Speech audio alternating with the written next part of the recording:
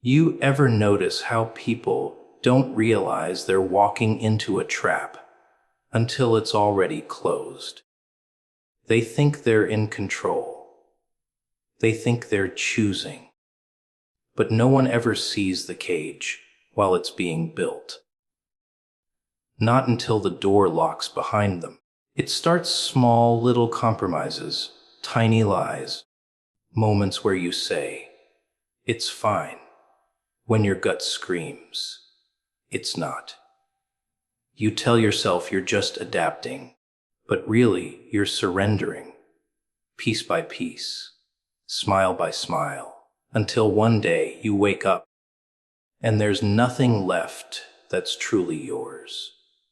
Comfort, that's the sweetest lie ever told. It whispers to you like a lullaby, convincing you that peace means stillness, that quiet means safety. You stop chasing, stop questioning, stop growing, and you call it stability. But that's the trick, isn't it? Comfort doesn't come to soothe you, it comes to sedate you. It doesn't wrap you in warmth because you've earned rest. It does it so you'll forget the fire burning underneath your own potential. People don't notice how deadly comfort can be because it never announces itself as danger. It walks in smiling, promising calm, promising security. But behind that smile, it's already building the walls of your cage. You start with little things. You stop fighting the small battles because it's not worth it. You stop dreaming too big because real life doesn't work like that. You stop speaking up because no one listens anyway. You tell yourself you're just being practical, mature, realistic. But every time you trade discomfort for convenience, you hand over another piece of your freedom. Comfort doesn't steal it all at once. It takes it slowly, gently, until you forget you ever had it. You stop noticing the weight on your shoulders because you've gotten used to carrying it. You stop recognizing the walls because you've decorated them. You even start calling your cage home. People love to call it peace. But it's not peace if it costs you your voice. It's not rest if it makes you forget how to move. Comfort numbs you, softens you, makes you afraid of the very things that could set you free. You start avoiding challenges, avoiding change, avoiding the mirror, because you know what you'll see if you look too long.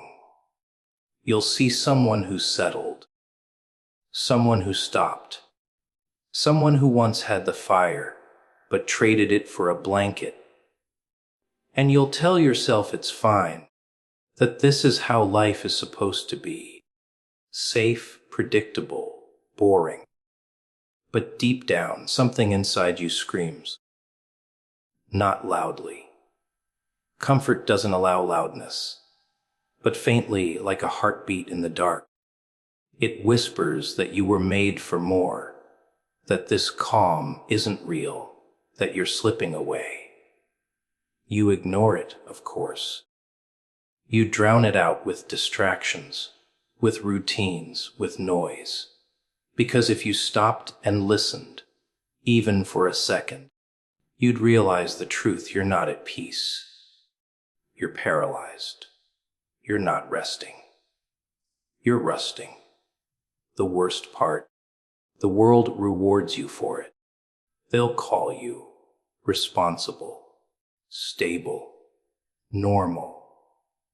They'll tell you you're doing the right thing by staying quiet, by staying put, by staying small. Society loves comfortable people. They don't cause problems. They don't question the system. They don't change anything. They just blend in, smile politely, and disappear into the rhythm of everyone else's expectations. And the longer you stay there, the more it starts to feel like choice instead of captivity. You'll tell yourself this is where you belong. You'll convince yourself that dreaming is childish, that risk is foolish, that fighting back is madness. Comfort doesn't kill dreams violently. It starves them, slowly, silently. It convinces you to wait until the time is right, but that time never comes. It tells you to be grateful for what you have, but gratitude becomes an excuse for fear. You start mistaking contentment for surrender, and once you cross that line, it's over. You lose your hunger. You lose your curiosity. You lose the spark that made you different in the first place. And then, when life finally tries to shake you awake, you'll resist it. You'll fight to stay asleep because you've grown addicted to the illusion of safety. That's what comfort does best. It turns you into your own warden. You no longer need someone to trap you because you've learned how to lock the door yourself. You stop reaching for more because reaching feels risky. You stop questioning because questions bring discomfort. You stop caring because caring requires courage. And you convince yourself that stillness is peace when really it's surrender. You've built a quiet little prison and called it happiness. But somewhere deep down, you know it's not real. You feel it when you wake up and your chest feels heavy for no reason. You feel it when you catch yourself staring at nothing, wondering when your life stopped being yours. You feel it when you smile out of habit instead of joy. That's not peace. That's the echo of what's been buried alive inside you. Comfort buried your ambition, your purpose, your fire, and left behind a hollow version of who you were meant to be. And the scariest part, you'll defend that comfort like it's sacred. You'll fight for it, protect it, justify it. Because it's all you know now. It's familiar. And familiarity feels safer than freedom. People don't fear death as much as they fear change. And comfort knows that. That's how it wins. It doesn't need chains or bars. It just needs your willingness to stay the same. It keeps you trapped not by force, but by your own desire to never feel discomfort again. You'll say you're happy. You'll say you're fine. And maybe you'll even believe it. But deep inside, something will always whisper the truth. You're not living, you're hiding. Fear never comes dressed as fear. It doesn't walk in screaming or waving a red flag. No, it's smarter than that. It wears a disguise. Something that feels rational, safe, even wise. It whispers in your ear with a voice that sounds like your own, saying things like, "Be careful, not now, maybe later." And you listen, because fear doesn't tell you not to move. It convinces you that standing still is the smart choice. It calls itself logic. It calls itself caution. But make no mistake, it's fear. Always has been. Always will be. It starts small. You tell yourself you'll take the risk when you're more ready, when things are more stable, when the timing's right. But that day never comes. Because fear always finds a reason, doesn't it? It tells you to wait until the perfect moment, knowing damn well perfection doesn't exist. It wants you to hesitate. It feeds on hesitation. Every second you delay, it grows stronger, digging deeper into your mind until it becomes the voice of reason itself. You start mistaking fear for wisdom, paralysis for patience, and suddenly, your dreams start rotting in the name of being realistic. Fear doesn't need to scream to control you. It only needs to whisper, just enough to make you doubt yourself. That's the trick. It doesn't take your power by force. It convinces you to give it away. You start questioning your instincts, second, guessing your ideas, editing your own courage before the world ever sees it. You become your own jailer, building walls around your potential with words like, what if, and maybe not. And before you know it, you're not protecting yourself anymore. You're protecting your fear.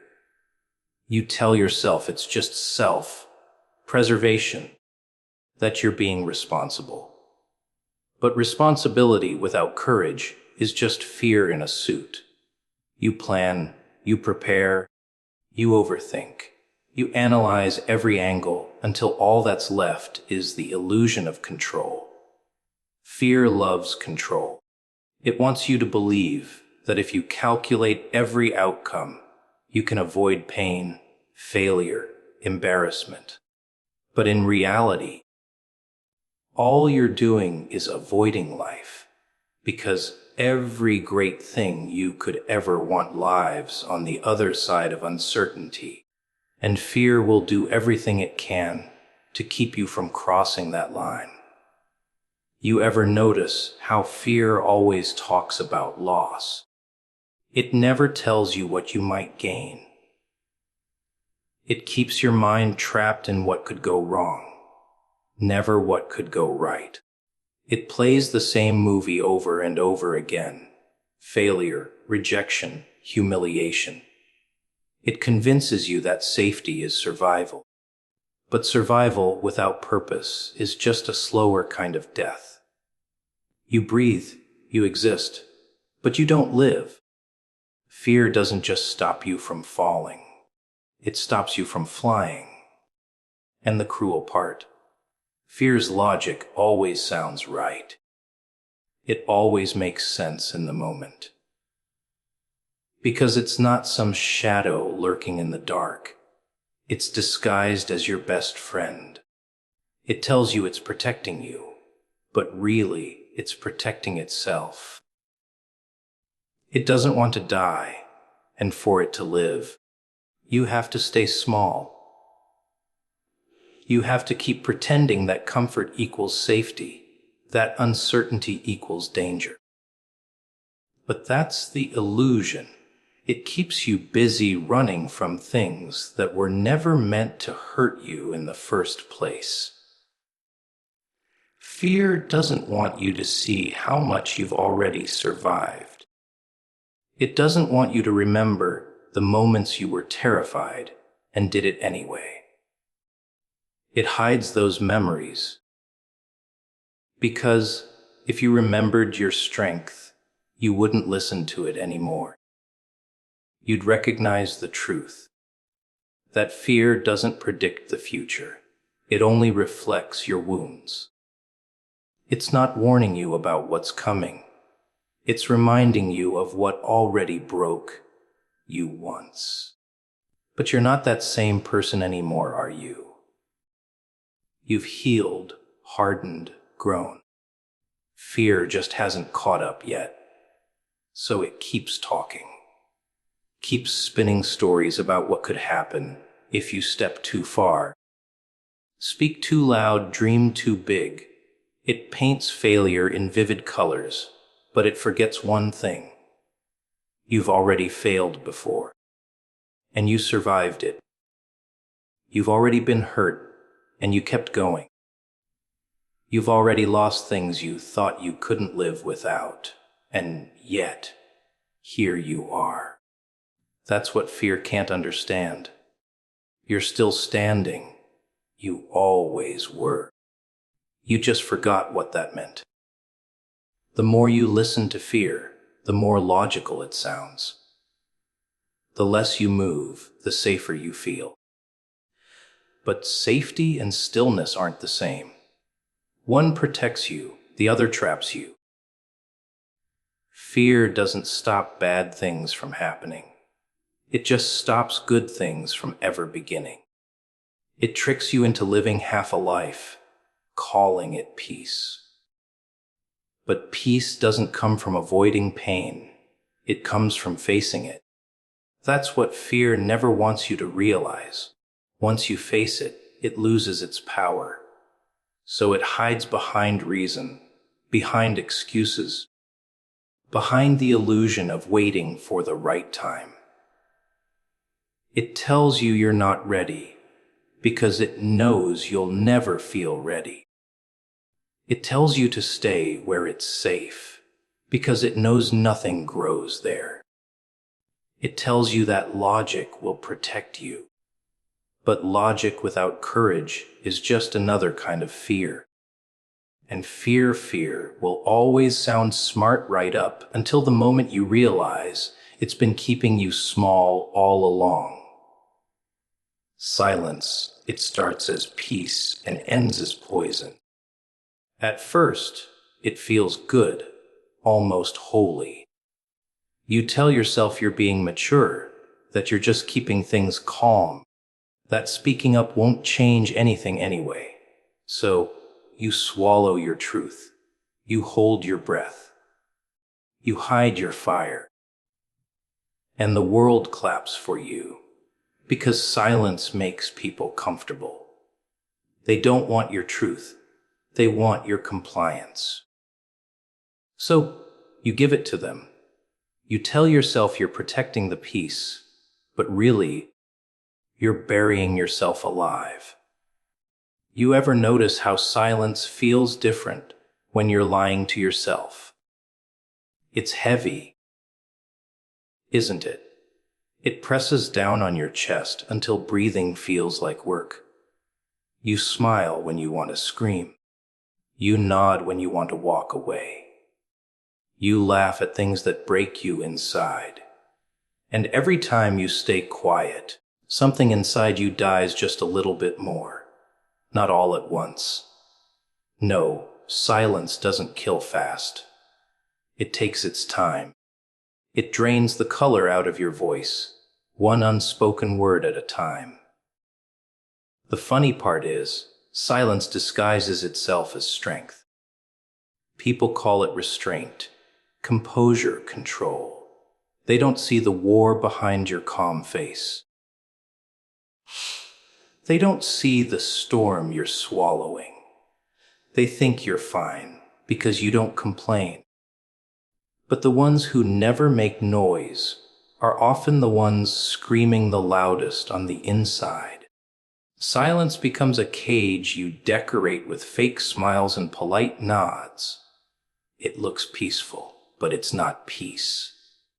It's pressure. It's pretending. The world teaches you early that silence keeps you safe. Don't speak up. People won't like you. Don't question. People won't trust you. Don't feel too much. Don't want too much. Don't be too much. So, you learn to shrink.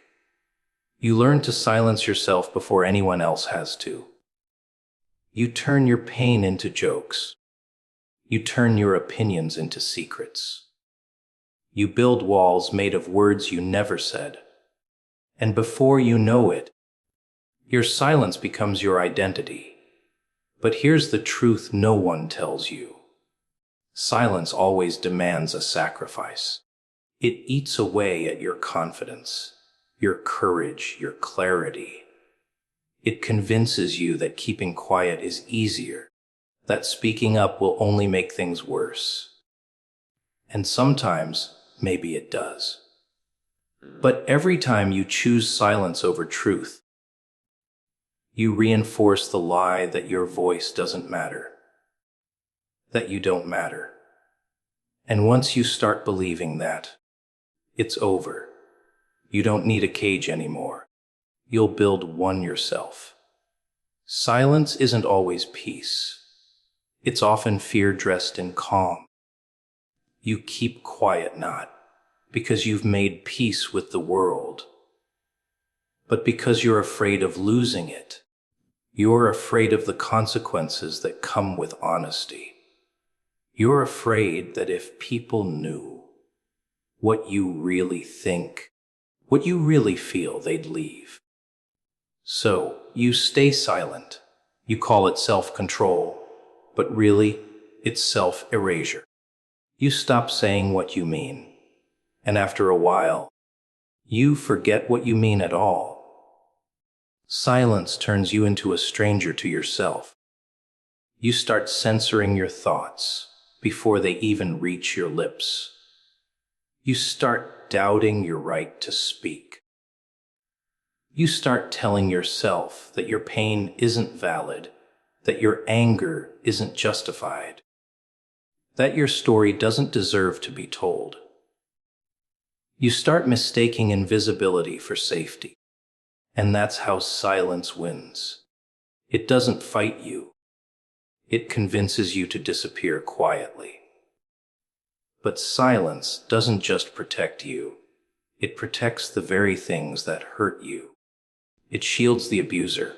It hides the injustice. It lets the lies grow roots. Every time you stay quiet, you feed the thing that's killing you.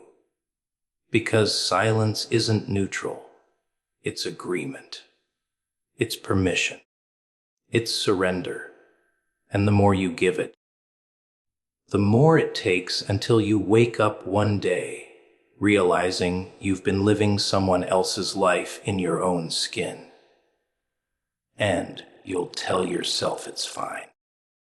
You'll convince yourself that silence is noble, that peace is better than confrontation. You'll bury your truth so deep that even you can't find it anymore. You'll become addicted to the calm, even if it's fake, even if it costs you everything real, because silence feels safe, and safety is seductive. But there's a price for peace that isn't built on truth. It's called suffocation. You'll feel it in the moments when you're alone. That pressure in your chest that doesn't go away. That ache in your throat like something's trying to escape but can't. That's your truth, clawing at the walls of your silence. It's the part of you that refuses to die quietly. The part that remembers what your voice sounds like. But the longer you stay silent, the quieter it becomes, until eventually you stop hearing it altogether. And that's when the real trap sets in. Because once silence becomes normal, breaking it feels wrong. You start mistaking your own truth for noise. You start thinking maybe you're overreacting. Maybe you're too sensitive. Maybe it's better this way. That's how people lose themselves. Not through chaos, but through quiet.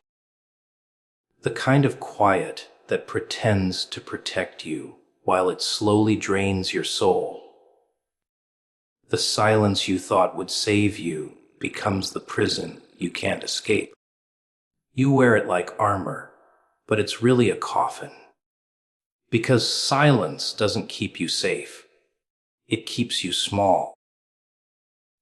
And it doesn't matter how beautiful your prison is. It's still a prison. The walls are made of every truth you were too afraid to speak. Every boundary you were too scared to set. Every scream you swallowed for the sake of being understood. And the longer you live there, the more you forget what freedom even sounds like. People always think traps look obvious. Chains, cages, bars. Something that screams danger. But the real traps, The ones that ruin lives, they look like comfort. They sound like logic. They whisper sweet little things in your ear until you stop questioning and start accepting. That's how they catch you. Not with force, but with familiarity. They don't tie you down, they convince you not to move. And that's the trick. That's how you become stuck, by thinking you're safe.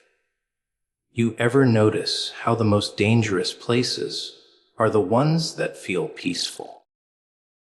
The job that drains your soul but pays the bills. The relationship that hurts you but isn't that bad.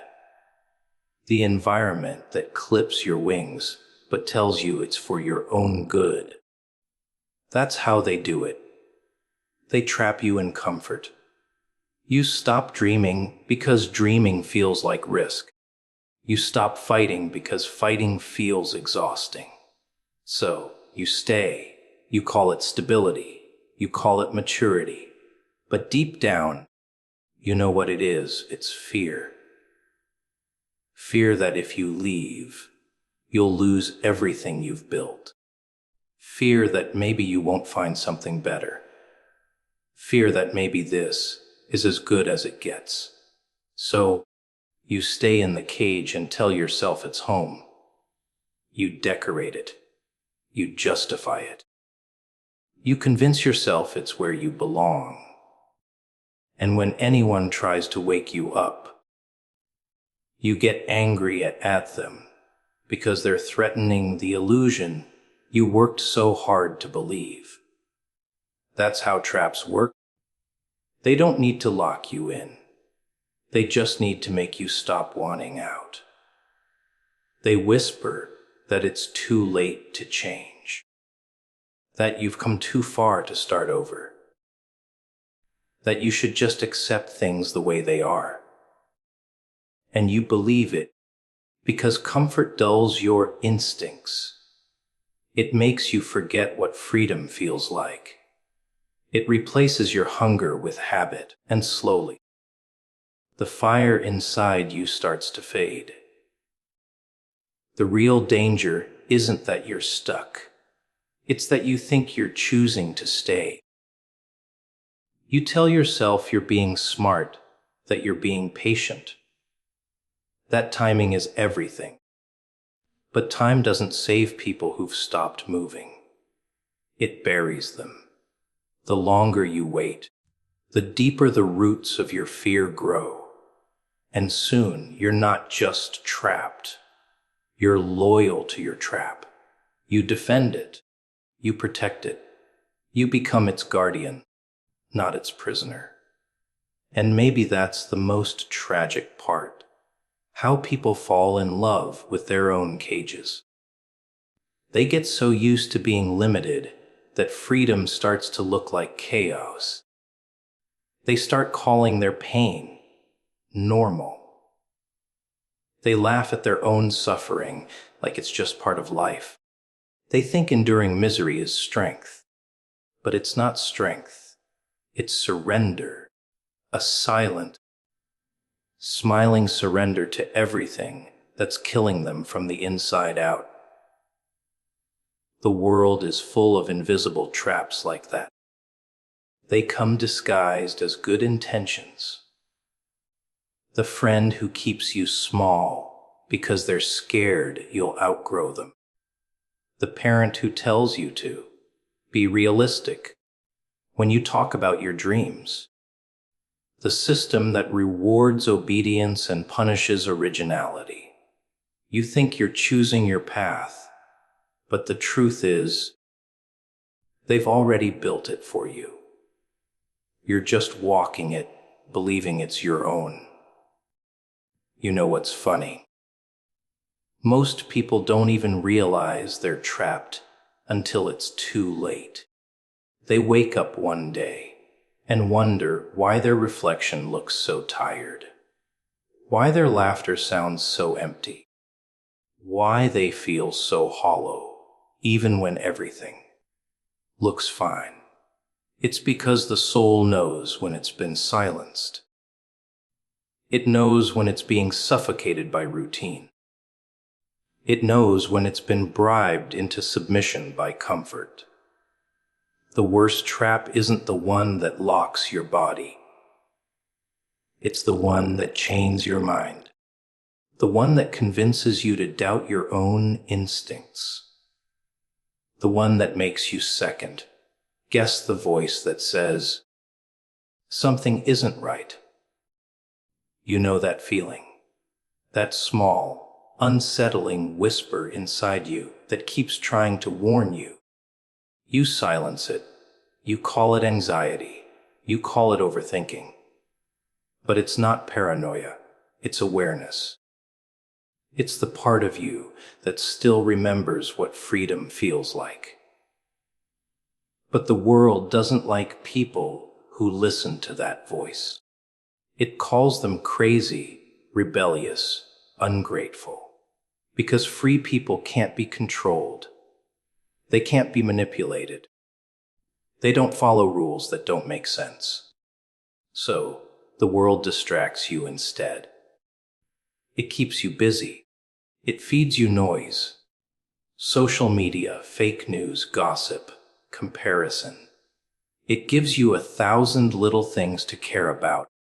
So you never stop to think about the one thing that actually matters. Are you free?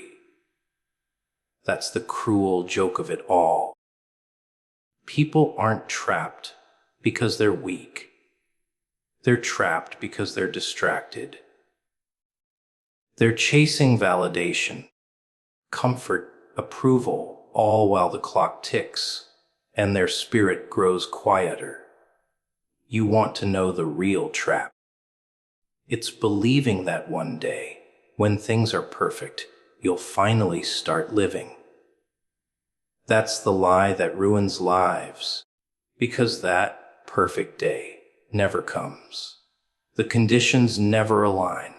The permission never arrives. You just keep waiting, thinking the timing isn't right, when in truth, you were supposed to move long ago. And then, the silence sets in. The one that feels too familiar. The one where you stop questioning and just accept.